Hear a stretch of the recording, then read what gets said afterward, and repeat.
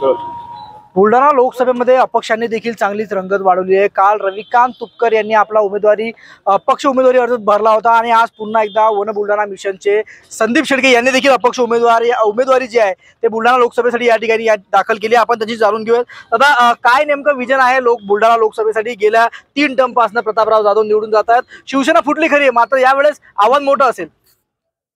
मी आधीपासून सांगतोय की मी समाजकारण आणि राजकारणामध्ये सकारात्मक पद्धतीने जाण्याचा माझा प्रयत्न असतो। त्याच्यामुळे आता 3 टर्म झालेले आहेत, परंतु महाविकास आघाडीमध्ये आणि महायुतीमध्ये सुद्धा काही आलबेल नाही आहे। पक्ष फुटलेले आहेत, एकमेकांच्या विरोधात सोबत राहतात आणि अजूनही एकमेकांच्या विरोधात टीका टिप्पणी करतात। याचा अर्थ ते शरीराने जरी एकत्र असले तरी मनाने एकत्र नाही आहेत।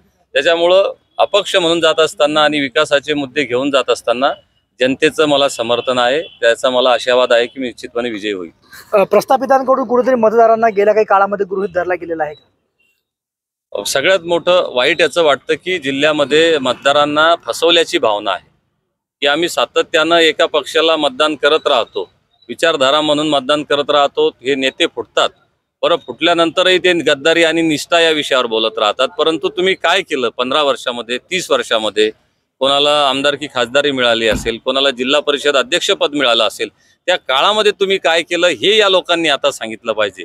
विकासाच्या बाबतीत आम्ही काय केलं ते सांगितलं पाहिजे। ते न बोलता दोन्हीकडचे लोक गद्दारी आणि निष्ठा यावर बोलत राहतात। म्हणजे आधी या लोकांनी जिल्ह्यातल्या जनतेला फसवलं आणि आताही यांना जनतेतल्या जिल्ह्याला फसवायचं आहे असं त्यांच्या वक्तव्यामधून दिसतं।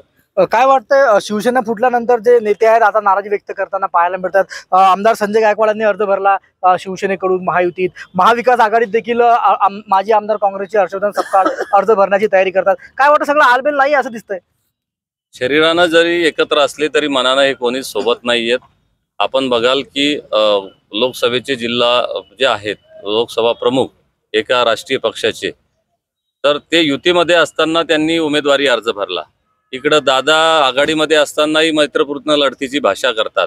म्हणजे हे स्टंट सुरू आहेत का एकमेकावर दबाव सुरू आहे ते जनतेला कळत नाही। आधीच पक्ष फाटाफुटीमुळं लोक त्रस्त आहेत।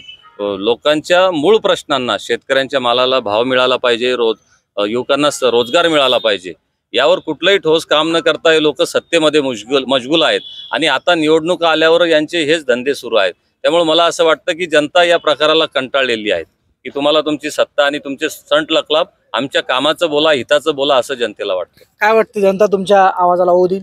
निश्चितपणे ओ देईल। तुम्ही बघा की माझ्याकडे आज जे गावगाड्यातून शेतकरी आलेला होता, आदिवासी, पारधी, बंजारा वस्तीवरून माझ्या माता भगिनी मला आशीर्वाद देण्यासाठी आलेले होते। शेतकरी लोक होते, माझे तरुण बांधव होते की मी रोजगाराचा जो MIDCचा विषय घेऊन जातो आहे। त्यामुळं मला निश्चितपणे जनता साथ देईल।